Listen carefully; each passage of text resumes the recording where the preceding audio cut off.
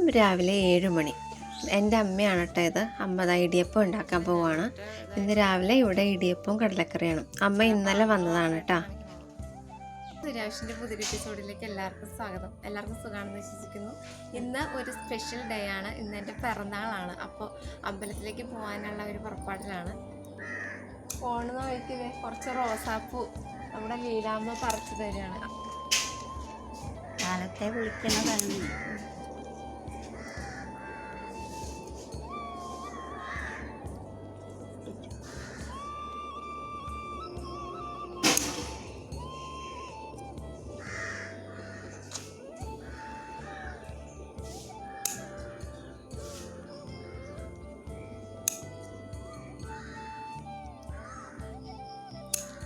അവൻ പോകുന്നില്ലേ?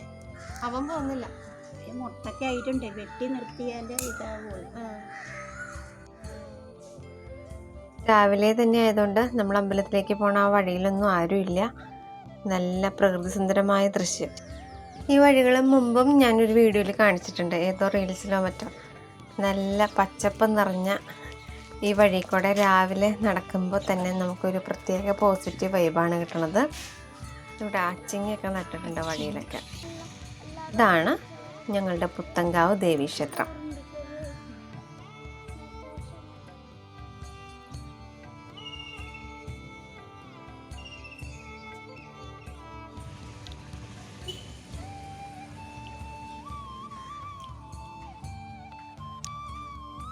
ക്ഷേത്ര ദർശനമൊക്കെ കഴിഞ്ഞ് വീടെത്തിയിട്ടുണ്ട്. പ്രത്യേകിച്ച് വലിയ വിഭവങ്ങളൊന്നുമില്ല. ഒരു ക്യാബേജ് തോരൻ, പിന്നെ ഒരു സാമ്പാർ, പായസം, ഇത്രയൊക്കെ തന്നെയുള്ളൂ ഇന്ന്. സത്യം പറഞ്ഞാൽ ഇന്ന് പായസം പോലും ഉണ്ടാക്കണ്ടെന്ന് ഞാൻ വിചാരിച്ചിരുന്നതാണ്.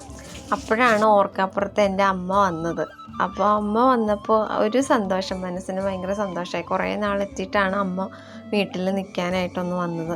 അപ്പോൾ അതിൻ്റെ ഒരു സന്തോഷത്തിൽ പായസമൊക്കെ ഉണ്ടാക്കാമെന്ന് വിചാരിച്ചിട്ടുണ്ട്. ഞാൻ ഇവിടെ ഉണ്ടാക്കാൻ പോണത് മത്തങ്ങ പായസമാണ് കേട്ടോ. മത്തങ്ങയും നമ്മുടെ ചെറുപയർ പരിപ്പും കൂടിയും ചേർന്നിട്ട് ഉള്ളൊരു പായസമാണ്. അപ്പോൾ മത്തങ്ങ ഇപ്പം ഞാൻ കാണിച്ച ഒരു ചെറിയ മത്തങ്ങ മൊത്തമായിട്ട് എടുത്തിട്ടുണ്ട്. അത് കഴുകി അരിഞ്ഞ് കുക്കറിലേക്ക് ഇടുക. കുറച്ച് വെള്ളം ഒഴിച്ച് കുക്കറിൽ വേവിച്ചെടുത്തു. മത്തങ്ങ നന്നായിട്ട് വെന്തിട്ടുണ്ട്. അതിങ്ങനെ നന്നായിട്ട് നമുക്കിനി ഉടച്ചെടുക്കണം.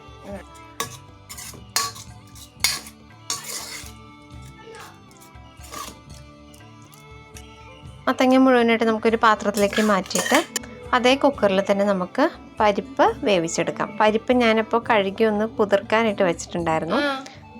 1/4 മണിക്കൂറൊക്കെ ആയിട്ടുള്ളൂ. ഇനി ഇതിലേക്ക് ഞാൻ ഒരു പിടി ചവ്വരി ഇവിടെ കുറച്ച് ഇരിപ്പുണ്ടായിരുന്നു. അപ്പോൾ ചവ്വരി കഴുകി ഇതിലേക്ക് ഇട്ടിട്ടുണ്ട്. എന്നിട്ട് ഇത് വേവാൻ ആവശ്യമായിട്ടുള്ള വെള്ളം വെച്ചിട്ട് നമുക്കിത് കുക്കറിലിട്ട് ഒരു 4 വിസിൽ വേവിച്ചെടുക്കാം. 2.5 തേങ്ങയാണ് ഞാൻ എടുത്തിരിക്കുന്നത്. 1 കിലോ ശർക്കര, അതിൻ്റെ പാക്കറ്റ് പൊട്ടിക്കാതെ തന്നെ ഞാനത് ഇടികല്ലുകൊണ്ട് ഇടിച്ചെടുക്കുകയാണ്. നമ്മുടെ പരിപ്പ് നന്നായിട്ട് വെന്തുടഞ്ഞിട്ടുണ്ട്. നന്നായിട്ട് അതൊന്ന് ഉടച്ച് തന്നെ എടുക്കണം. ശർക്കരയിൽ 2.5 ഗ്ലാസ് വെള്ളം ഒഴിച്ചിട്ട് നമുക്കതൊന്ന് ഉരുക്കാനായിട്ട് വയ്ക്കാം.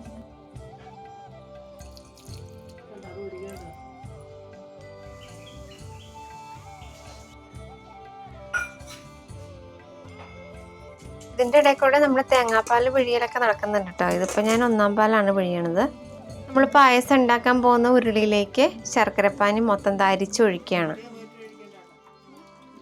ശർക്കരപ്പാനി ഒഴിച്ചതിന് ശേഷം നമുക്കത് അടുപ്പത്ത് വെച്ചിട്ടൊന്ന് നന്നായിട്ടത് തിളപ്പിച്ചെടുക്കാം. ഒന്നുകൂടെ ഇതിലേക്ക് നമ്മുടെ വേവിച്ച പരിപ്പ് ചേർത്ത് കൊടുക്കാം. മിക്സിയിലിട്ടൊന്ന് അടിച്ചിട്ട് ചേർത്താൽ കുറച്ചുകൂടി നന്നായിരിക്കും. പക്ഷെ ഞാൻ അത് അടിച്ചില്ലായിരുന്നു, അതുകൊണ്ട് അങ്ങനെ കഷ്ണമായിട്ട് കിടക്കുകയാണ്. അപ്പോൾ അതിൻ്റെ കൂടെ ഞാൻ ആ മത്തങ്ങ കൂടി ചേർത്തിട്ടുണ്ട്. വേറെ പ്രശ്നമൊന്നുമില്ല. ഇച്ചിരി നേരം കൂടുതൽ ഒന്ന് ഇളക്കി ഒന്ന് ഉടച്ചെടുക്കണം, അത്രയേ ഉള്ളൂ. അപ്പോൾ അത് തിള വന്നിട്ടുണ്ട്. നമുക്കിതിലേക്ക് 2-ാം പാല് ചേർത്ത് കൊടുക്കാം. 2-ാം പാല് ഒഴിച്ചിട്ട് നമ്മളതൊന്ന് കുറുകി വരുന്നവരൊന്ന് ഇളക്കിക്കൊണ്ടിരിക്കണം.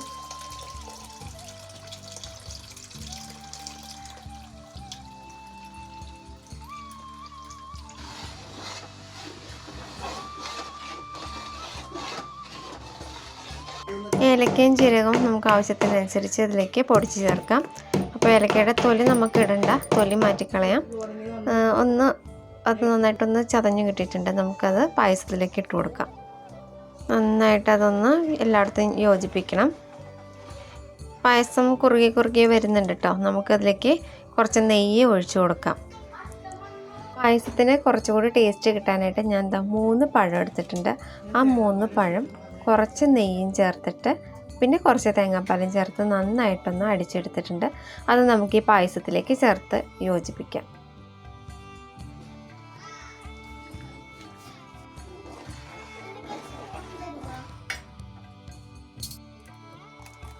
നന്നായിട്ട് കുറുകി വന്നിട്ടുണ്ട്. നമുക്കിനി ഇതിലേക്ക് 1-ാം പാൽ ചേർത്ത് തീ ഓഫ് ചെയ്ത് ഒന്ന് യോജിപ്പിച്ച് കൊടുക്കാം.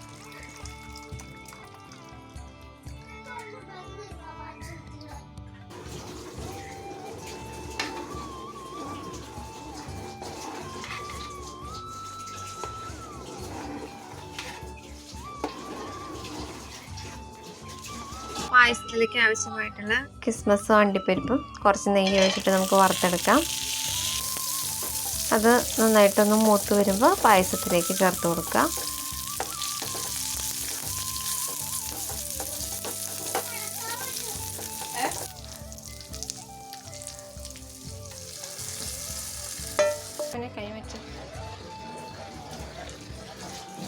വിശേഷപ്പെട്ട എന്തുണ്ടാക്കിയാലും ആദ്യം നമ്മളത് ഭഗവാന് നിവേദിച്ചിട്ടാണ് കഴിക്കാറുള്ളൂ.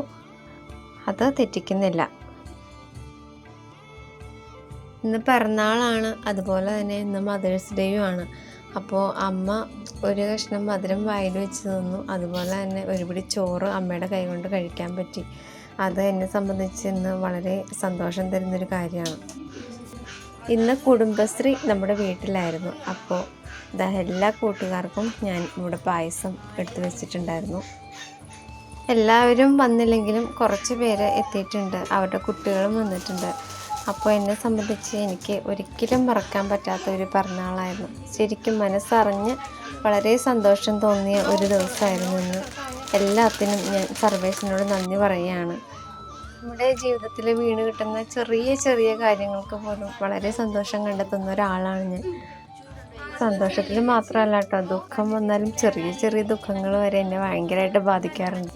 എന്തായാലും ഇന്നത്തെ ഈ ഒരു ദിവസം എൻ്റെ മനസ്സിൽ ഞാൻ എന്നെന്നും കാത്തു സൂക്ഷിക്കുന്ന ഒരു ദിവസമായിരിക്കും.